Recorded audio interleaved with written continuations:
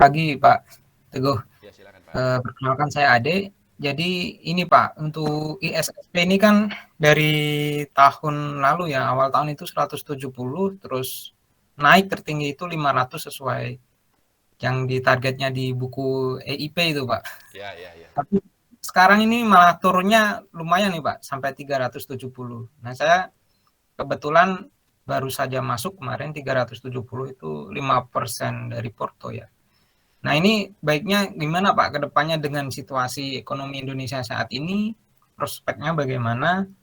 Apakah saya bisa segera masuk untuk sisanya atau tunggu dulu nih sampai mungkin di bawah 300 gitu Pak?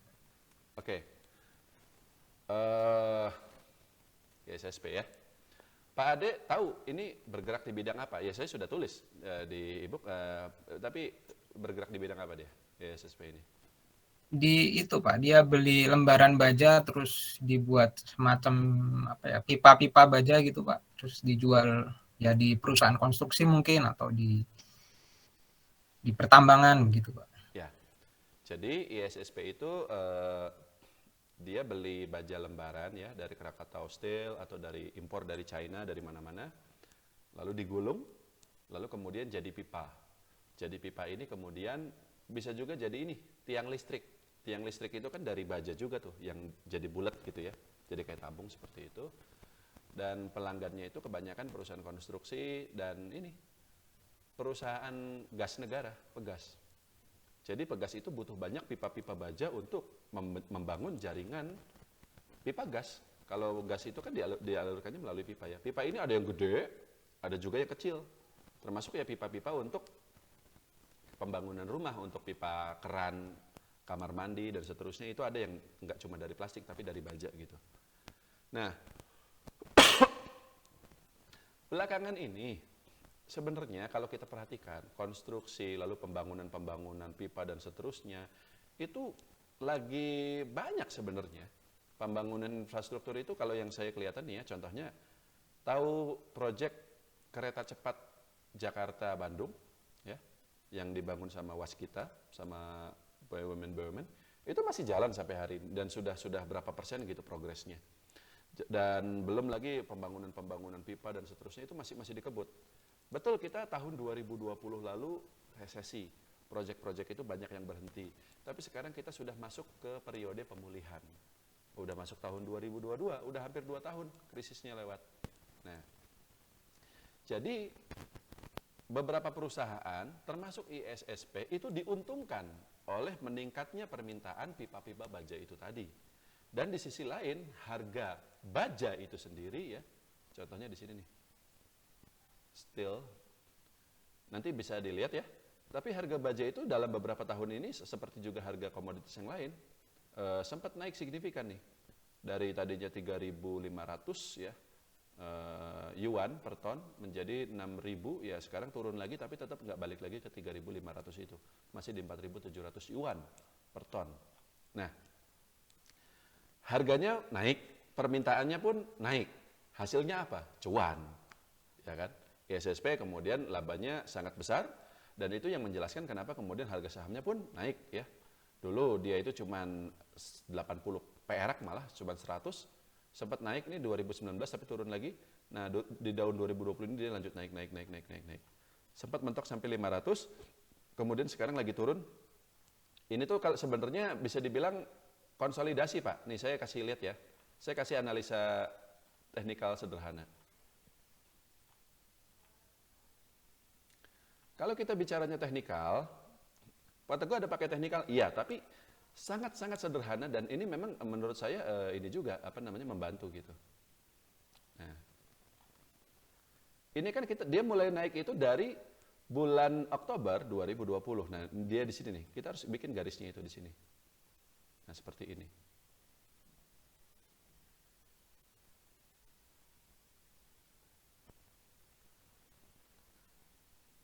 Nah, jadi beberapa waktu yang lalu ISSP ini dia naik cepat sampai tembus 500, itu tuh dia meninggalkan garis yang warna ungu atau merah ini gitu. Meninggalkan garis supportnya seperti itu. Dan dia masih trennya itu masih uptrend, Tapi dia akan konsolidasi untuk balik lagi sampai ketemu lagi di harga yang menyentuh garis merah ungu ini, lalu baru dia akan lanjut naik lagi. Berarti pada titik ini dia penurunannya udah maksimal belum? Pak, apa sih namanya? Pak Ade? Belum, Pak. Belum, Belum. ya. Dia masih bisa turun lagi, tapi mentoknya kira-kira sampai berapa nih?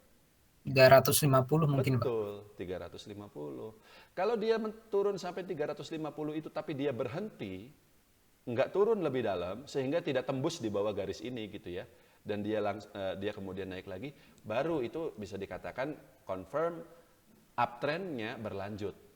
Jadi dia tidak berbalik arah menjadi downtrend.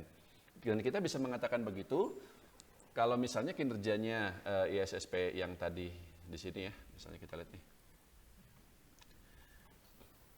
Nah sekarang gini Pak, kenapa kemarin itu ISSP itu dia naik terbang sampai 500? Satu, karena pada bulan Oktober sama bulan November itu kalau Anda ingat ya IHSG itu memang lagi naik tinggi. Nih coba kita lihat di sini.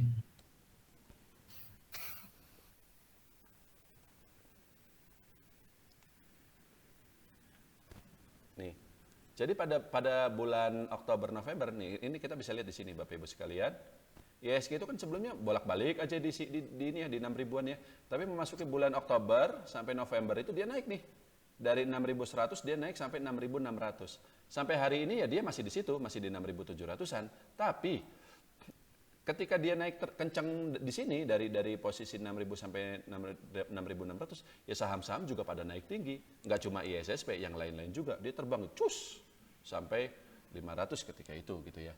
Tapi seiring dengan setelah itu kan dia datar lagi nih si IHSG-nya nggak rally lagi seperti yang di sini gitu. Ya pada saat itulah saham-saham yang tadinya naik tinggi ini mulai pelan-pelan turun lagi karena apa? Bahasanya konsolidasi. Dan karena orang kembali menunggu laporan keuangan berikutnya. Yang bikin dia naik ini selain karena IHSG-nya tadi naik, karena laporan keuangannya yang untuk kuartal 3 yang memang keluar di sekitar bulan Oktober itu gitu ya, hasilnya bagus, ya orang kemudian beli gitu, naik gitu. Tapi sekarang dia turun lagi. Nah, jadi kalau nanti laporan keuangan ISSP berikutnya keluar dan mudah-mudahan hasilnya masih bagus ya, dan saya cukup optimis akan hal itu karena tadi seperti saya bilang di lapangan kita bisa lihat proyek-proyek konstruksi masih jalan terus dan ISSP ini memang market leader untuk bisnisnya, untuk jualan pipa baja itu dia nomor 1 di Indonesia. Jadi kemungkinan begitu nanti laporan keuangannya keluar dan hasilnya bagus ya, dan pada saat itu misalnya memang penurunannya itu mentok di 350, sekitar sini gitu ya. Nah, baru begitu laporan keuangannya keluar, kondisi pasarnya lebih baik, dan harganya mentok di 350, baru sahamnya akan terbang lagi. Dan kalau kinerjanya memang bagus, ya kemungkinan harganya nggak akan mentok di 500, bisa lebih tinggi dari itu. Jadi strateginya sekarang bagaimana Pak Ade, kira-kira? Disimpulkan. Kan udah pegang nih, tapi baru sedikit. Ya, ya. Nah, Saya kok malah ini Pak, mau tunggu dulu laporan keuangannya mungkin Pak. betul. Jadi jangan buru-buru masuk dulu. Biar bagaimana ISSP ini bukan perusahaan mapan seperti Telkom atau BCA. Kinerjanya dari kuartal ke kuartal itu tidak pasti. Bisa aja turun lagi. Tadi saya bilang, saya optimis kinerjanya akan bagus segala macam. Ya, itu sekedar optimis saja. Tidak pasti gitu. Tidak pasti bahwa prediksi saya akan tepat. Tapi kalau nanti laporan keuangannya keluar dan hasilnya memang bagus, harga sahamnya juga ternyata memang bertahan di 350 itu dan kondisi pasarnya sudah lebih baik, silakan Anda beli dan habis itu dia akan naik terus bisa sampai tembus 500 gitu. Tapi ada tapinya. Kalau laporan keuangannya keluar dan hasilnya ternyata tidak bagus, ya, labanya mendadak turun atau ROE-nya mendadak turun seperti itu, dan kondisi pasarnya juga ternyata lebih gawat lagi, ternyata perhatiin nggak sekarang IHSG itu bukan IHSG tapi Dow Jones segala macam lagi pada turun. Perhatiin nggak? Karena ada isu tapering segala macam. Apa yang harus dilakukan kalau kejadiannya seperti itu? Jangan beli lagi, justru yang udah ada harus dijual. Gitu. Saya melakukan itu ketika itu sama saham ini. Sebentar. Saya tunjukin lagi ya. Bapak Ibu Ada yang pegang doid nggak? Ada yang pegang doid nggak? Boleh ketik di samping kalau ada ya. Ada yang pegang doid nggak? Tapi saya kasih tunjuk di sini. Ada, oke. Nah, banyak kan? Kenapa banyak? Karena saya sendiri jujur saya pernah pegang doid ini. Pernah pegang karena apa? Dia itu kan perusahaan batu bara.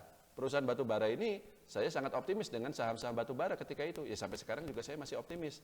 Tapi untuk yang lain-lain kayak PTBA segala macam saya masih hold. Untuk doid ini saya akhirnya cut loss. Kenapa? Karena ini Pak, nih perhatikan ya. Pertama kita bicara dari teknikal sederhananya dulu. Dan nggak usah pakai yang susah-susah, kita gambar sendiri aja nih di sini. Jadi waktu dia mulai naik-naik itu, nah di sini nih. Nah ini kan kebentuk nih ininya. Nah ini di sini nih. Kebentuk apa namanya supportnya itu gitu ya. Dalam perjalanannya perhatikan dia naik turun, lalu naik lagi turun lagi. Tapi selalu penurunannya itu tuh mentok di garis ini gitu loh. Dia naik lagi turun lagi sampai sekitar bulan Juni 2021. Nah pas di sini nih, begitu dia turun tembus ternyata, tembus. Jadi bukan lagi di atas garis ini tapi sudah ke bawah. Jadi garisnya berubah yang tadinya naik menjadi turun, yang tadinya apa namanya uptrend menjadi downtrend. Pada titik ini begitu saya perhatikan, ternyata bukan cuma secara teknikal dia turun ke bawah, tapi ketika dia merilis laporan keuangannya, ketika itu dia rugi. Nanti Anda boleh cek sendiri. Perusahaan batubara yang lain pada tahun 2021 ini profit semua, tapi doid rugi sendiri. Ya sudah. Jadi waktu itu kita kemudian jual sahamnya dan nggak masuk-masuk lagi sampai sekarang. Paham, Pak Ade? Ya. Tapi ya mudah-mudahan ISSP ini nggak kejadian kayak doid itulah ya. Mudah-mudahan bagus gitu, seperti itu. Terima kasih, Pak.